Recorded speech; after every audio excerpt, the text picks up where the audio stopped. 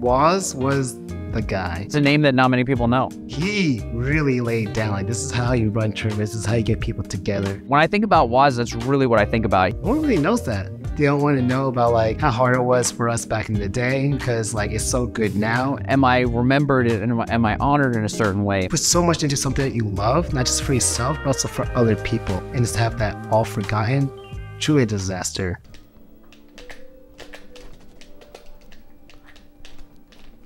I used to be really good at the turnaround up tilts, but I can't do that anymore. Wow. My name is Andrew Bautista. My Smash tag was Warrior of Zerona, but my friends called me Woz. And I'm the leader and founder of the Smash affiliates in New Jersey.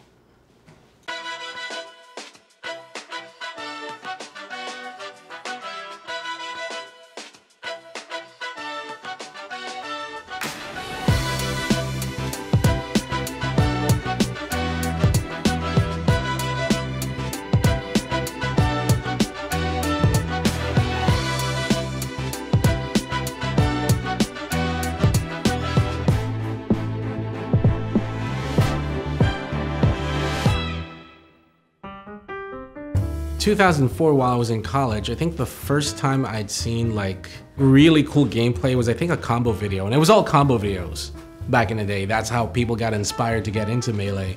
So there was a Japanese player, I think his name was Tetsuya, and he had these insane Donkey Kong and Ice Climber videos. I think it was FC3, East Coast versus West Coast. One of the few videos back in the day where you actually saw players' faces. That was one of the videos that really inspired me. So after going around, I found out there was a tournament happening down in Metuchen, and that was my first tournament. It was this beat out house, and then they would just put TVs everywhere. They'd put it on a table, but then if there's no space on the table, they'd find a couch, and they put it on a couch. It was a kitchen table, it was everywhere. And that's actually when I met Wes for the first time. And that's also when I met this guy named the Suicide Fox. He was one of the first people who really analyzed Fox and looked into like advanced Fox, right? Things you can do with them. He also came up with the short hop double lasers. So there's King of the Couch.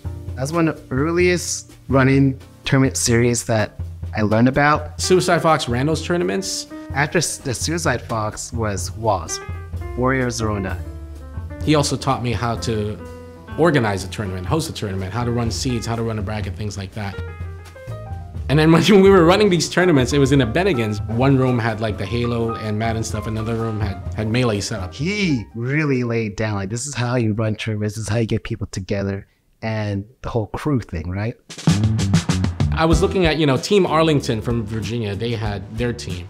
Deadly Alliance, they had their team. And then we had another crew up north with Zangozen, and his crew was called the Human Stampede.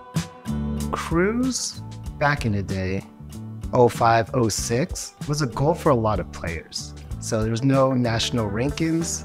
We didn't really have PRs even back then. After seeing like all the FC crews and the crew battles that happened at the locals, like that meant more to me than actually being a part of some sort of like ranking of top 100 players like you see today. I think when communities are young, it just feels cool to not be alone and to be a part of something bigger. When I think about Woz, that's really what I think about. He was an organizer kind of through and through. One day, I think when we were coming back from a tournament, I had in my car Copycat and 2 other people, and I asked them, do you guys want to form a crew? Yeah, what would be some cool crew names? And then I was like, what about the affiliates? That'd be kind of cool. Another player was like, well, wouldn't that be too close to Team Arlington? Because they're TA and then there's like TA. And I was like, all right, cool, I'll throw the Smash affiliates. Again, the premier tournament at the time was King of the Couch. And the reason I bring up King of the Couch, because it was so pivotal, I think, in 2004, 2005. Those were the New Jersey tournaments that people traveled to. MDVA would come up, KM, Aho, G-Reg. We would have Wes come in, DA Dave, Dyer, Kubu, Killer OR. They all would come in, and people got to know us, and we were building our crew. And then that's also how we recruited some people. It started off with Copycat. They're these twins, Mud and Muzz. And then from there, TSA was just born, man. So there's Deadly Alliance in New York, and there's TSA New Jersey. Woz and his crew, they weren't just good at running events, they were good at the game. Now, DA was like, so good, they had some of the best, not just in Tri-State, but in the world. One of the big advantages of having a crew is you had consistent people to play with, not just to, you know, enjoy the game, but like to get better at the game. If you weren't going to like someone's house to play or a Smash Fest or even a tournament, there's pretty much no way to know how to correctly play the game. If you just load up Melee, you can play against computers, but you don't necessarily know what to practice. You don't know what you're good at and you don't know what you're bad at. When you have a bunch of people together who are trying to get better, then each person will bring one bit of information, and before you know it, yeah, like a crew or a group of people, they've got a lot of information. And so somebody new coming in, they benefit from all that. The videos that people shared back in and then were cool videos like Super Doodleman CS videos, but then there were also combo videos. There used to be videos from Punch Crew. Come get some. You're an idiot. Would an idiot do this? If I remember correctly, had a video showing off Fox's infinite shine on a Peach. And I was like, dude, how do you do that? And nobody explained how to do it, but watching someone doing it made you try to practice it and figure it out. But when it came to like really advanced tech, the impression that at least I got, there are certain tech that is not very public, and you had to be cool with the right people who during friendlies or Smash Fest may be like, hey, you want to see something cool? There are a few times when we had Isaiah come to TSA meetings, and I remember Isaiah was sharing tech about the shield dropping through the platform by doing quarter circle down. And that was such like an absurd tech for, you know, doing a quarter circle down with your shield up, because that's not something you think you can do in Smash. I remember one day back in time hearing about like ledge tech, and somebody told me, all right, this is how you have to practice it. You have to go into training mode, you spawn these mines, and you put them at the ledge, then you try to recover, and you let it hit you, and then you tech. Yeah, that's definitely ancient word of mouth knowledge. We're not finding that anywhere else. Every time we learned something new, we always shared it with each other. And that's definitely a huge benefit, especially since we were meeting every week. You had to buddy up. We weren't just trying to be like, oh, I'm a member. Like, no, it's a family. Like, we're helping you get better and grow. Everyone shared wave dashing, everyone shared L canceling and how to shuffle and things like that. But with the really good stuff that kind of just puts you over the edge a little bit, that gets you ahead, was definitely something that most people, I think, kept a secret. That started changing with M2K. Because when M2K came to the scene, he does not shut up. When he finds tech, he will publicly publish like everything that he finds. Like, yeah, if you want to do this, just do this, see? And do it like this. I'm not saying that there was some kind of secret club of like the top players just try to hoard it to themselves, but M2K just like shared everything. So I like to think that we started getting better players because more of that information really just started to come out.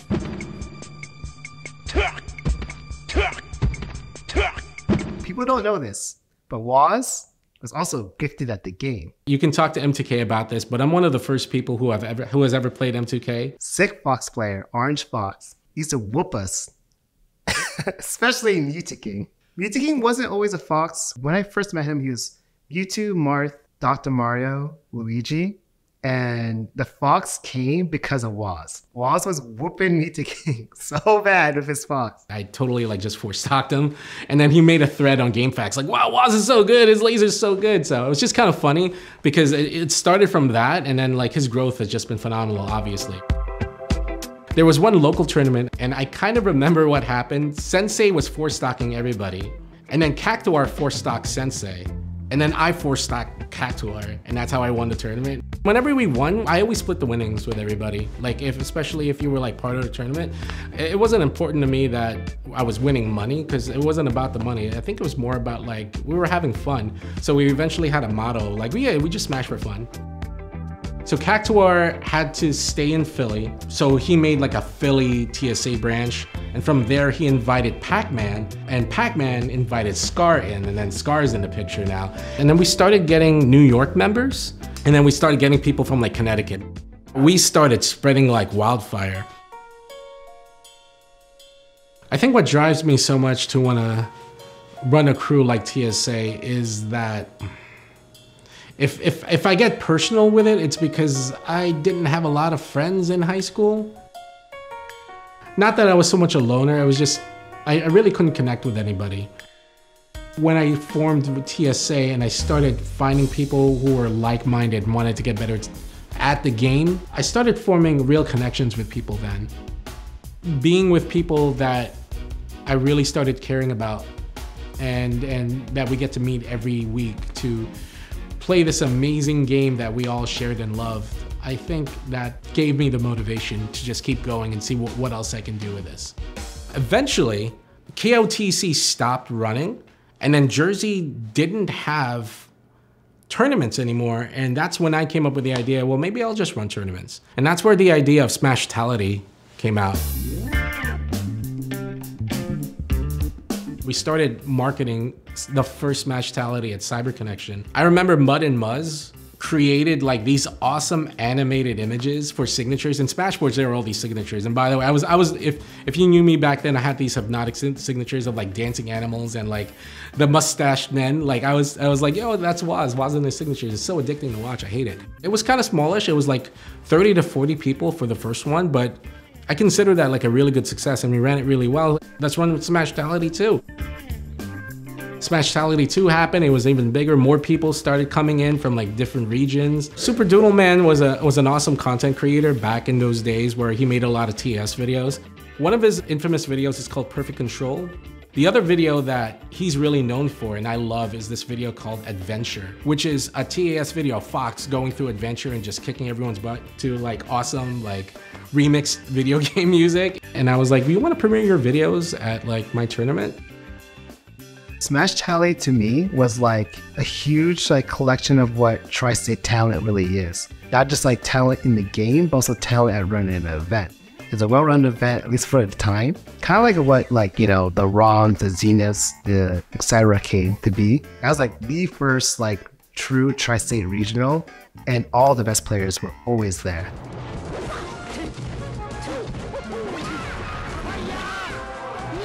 The reason why Isaiah would come like to the second one, New Jersey was like cracked at Smash 64. So it wasn't just a collection of this like top melee talent, but also top 64 talent. Like, it was like, this is Tri-State, this is who we are, come try to beat us.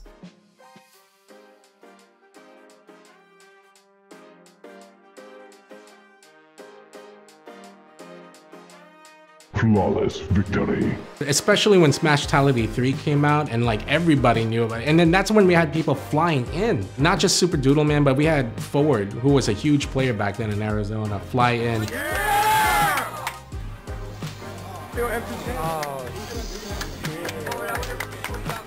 We had Chillin' Dude, we had Chew Dad traveling up. Of course, we had M2K, Zang, Papa Dave, all the local stuff, all of DA that came in. That's how I knew I had something good and I wanted to keep it growing.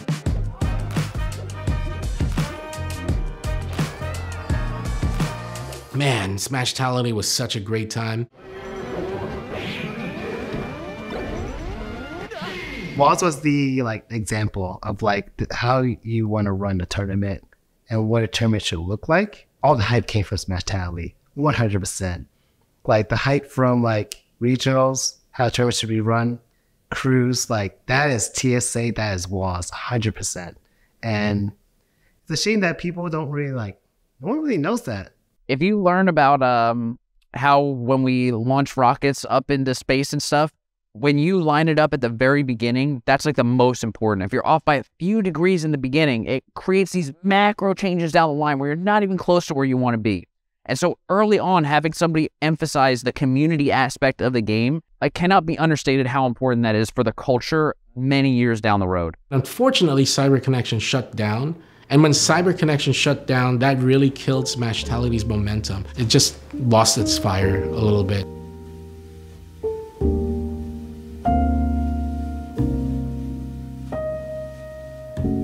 So I tried out Smashtality 4. It was okay, people came, but I don't know, something felt off, it didn't feel the same. We started losing some members too. I started needing to feel like maybe it's time to move on with life myself. And when I was starting to leave, I think I made like on Smashboards, my 3,000th post. Was retiring.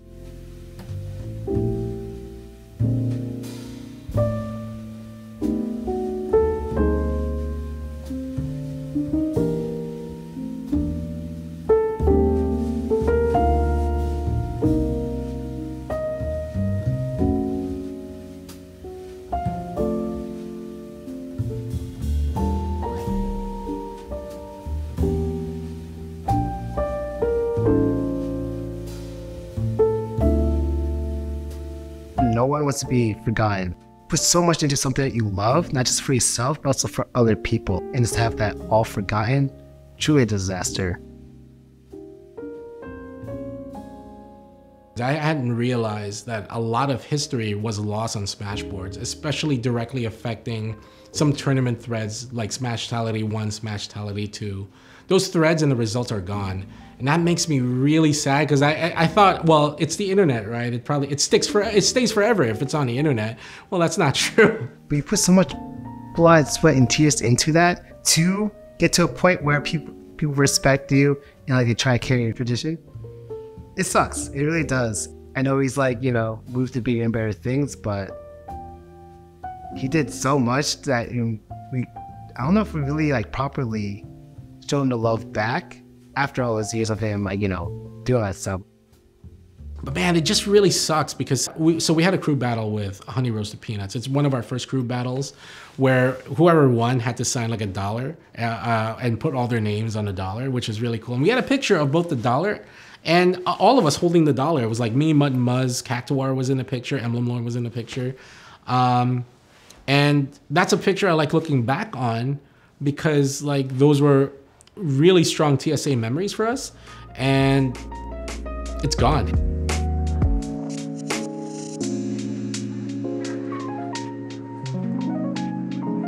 So here's the $1 that we won from that crew battle. It's from HRP. It's like probably like this, right? I'll try to read off some names that are in here. That says Italian Storms, G Money. I think this is player 12. H3TR, or that could be Hater, actually, HATR. That actually makes sense. There's a guy named Fluffy. Yeah, HRP. And that crew battle took place at the venue where Rama took place. Yeah, it was just like really cool when that happened. It's in pieces now. I don't remember how it tore into pieces, but I tried to salvage it as much as I can. But I do still have our $1 here, so you can try and see that. And if you're TSAing, if you were there, yeah, that's a nice piece of memorabilia that I'm sorry tore into pieces.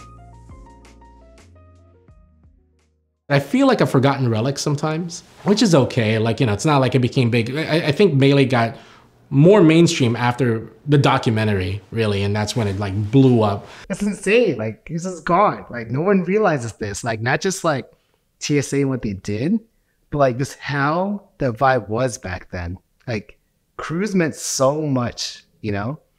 And people still remember DA just because they're in a documentary, but like, it's more than just DA.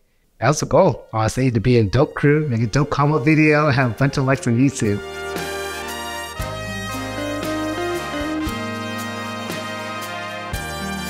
For me, Woz was an organizer, and he brought organizer energy. All the first tournaments that I went to, they were really brought to us by Woz. Woz and so many other people back then who helped shape the community, they're with all of us in our experience and in our memories. He made me feel really welcome to play Super Smash Bros. Melee, and that's something that I didn't feel often. I think a lot of us, you know, would go to school and try to find out what lunch table do I sit at. None of these people really, you know what I mean? I don't feel welcome in any of these lunch tables. But in the Melee community, there was a lunch table that was like, hey, Bobby, come here. Come sit with us. We got this cool stuff. We want you to participate. That energy came into me, and as I breathe it out to the community, that's what you put in. So the universe doesn't forget. When I think back on TSA, I think it's the friendships. I know that seems a little cliche, right? But I made a lot of really strong friendships through TSA. Like Emblem Lord is like a brother to me. We're still talking to each other, and Copycat, who is always my second in command now, we still hang out as much as we can. There's a picture of us on Facebook where we all got Thanksgiving together. I think if you were part of TSA, you were TSA for life. We built something amazing and is a part of history, even if I feel like sometimes that history does feel a little forgotten. Maybe I wasn't part of the bigger picture, but it's just really cool thinking back about how much fun those times were. We built something amazing, and, you know, do I wish that it could have kept going? Maybe, but you know what? I think the way things turned out is just fine, and I cherish those memories a lot.